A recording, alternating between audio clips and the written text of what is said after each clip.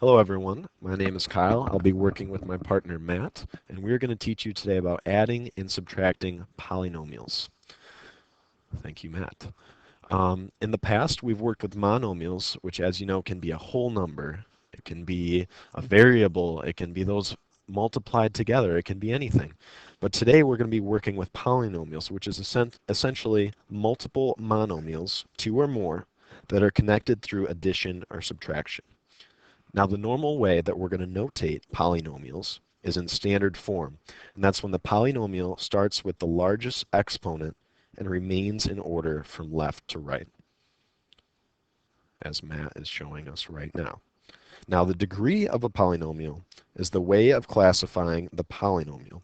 It is simply the same as the degree of the monomial with the greatest exponent. Now, if we look at our example, 3x to the fourth plus 5x squared minus 7x plus 1, the degree will simply be 4 because it's 3x to the fourth and it's the largest exponent. All right, moving along now, we're going to find the degree of each monomial. Now, a and b are a little more unique. 18 has no variable attached to it, so the degree is actually going to be 0. And we know that the degree of a non-zero constant is 0. It's one of those rules that you have to know. It's a unique case, like I said, as well as b, which is 3x y cubed. Now we have two variables involved, so we are simply going to add their exponents. X has an exponent of 1, and y has an come on, Matt. Y has an exponent of 3. When we sum those two together, it is 4, so it'll be a degree of 4. C is a little more straightforward. It's 6c. One number, one variable. We know that when there's a variable, it's c to the first. Simply straightforward. There you have it. All right, now we are going to work on simplifying the polynomials. We're going to write them in standard form.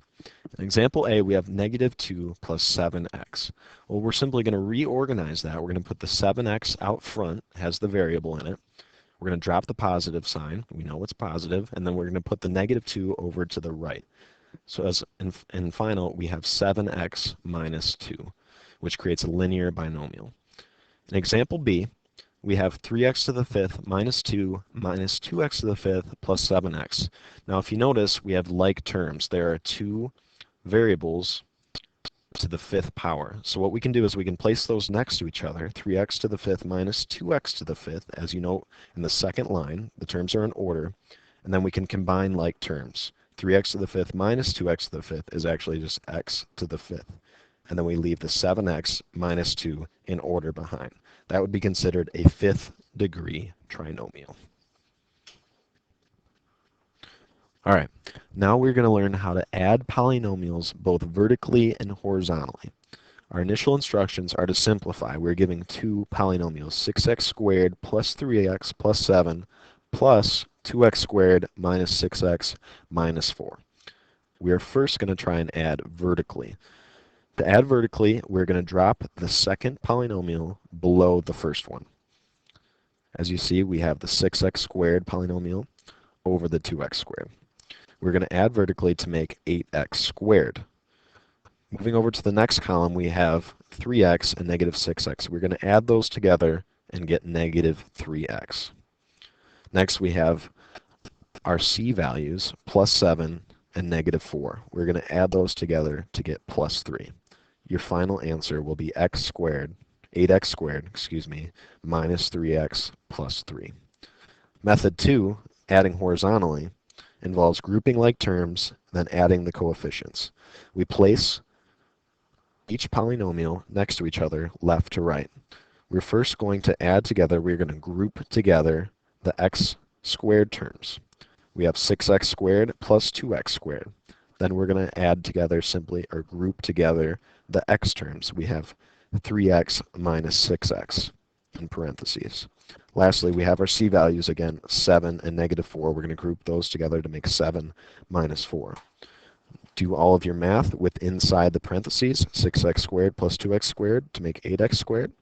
3x minus 6x to make negative 3x, and 7 minus 4 to make 3. And we have 8x squared minus 3x plus 3, the same answer as we added vertically. Now, when subtracting vertically, you apply the same concepts.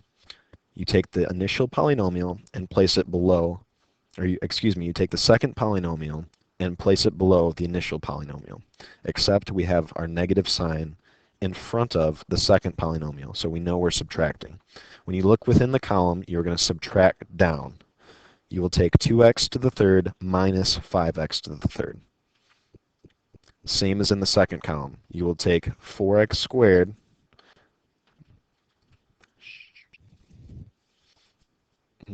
you will take 4x squared and drop it down to the bottom.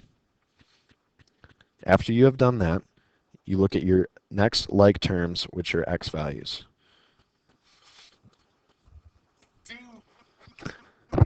Well, I'm very sorry about that. Kyle got a little bit of stage fright. I'm afraid I'm going to have to take over from here. As we were saying, subtract vertically. We're taking these two equations and we're subtracting them vertically. And how we do that is we start out with the first variable. And we have 2x minus 5x to the third. Now, since they have like exponents, we put them together. And we have 2x to the third minus 5x. And it equals 3x, obviously. Now the next one, since there's nothing that's like it, it's just simply 4x squared. You can just drop it down, straight up.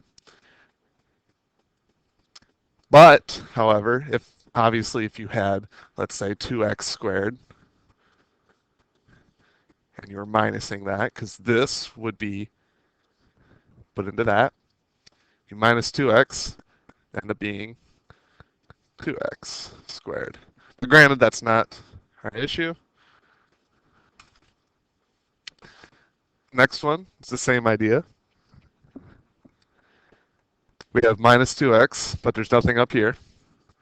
So you just drop it down. Simple as that. Now, just as you did in the beginning, you do at the end. And since you have the negative up front, and it's a minus 2 inside the parentheses, you distribute the negative. So it's plus 2. Minus 6 plus 2 equals negative 4. There's your answer, and then there's the entirety.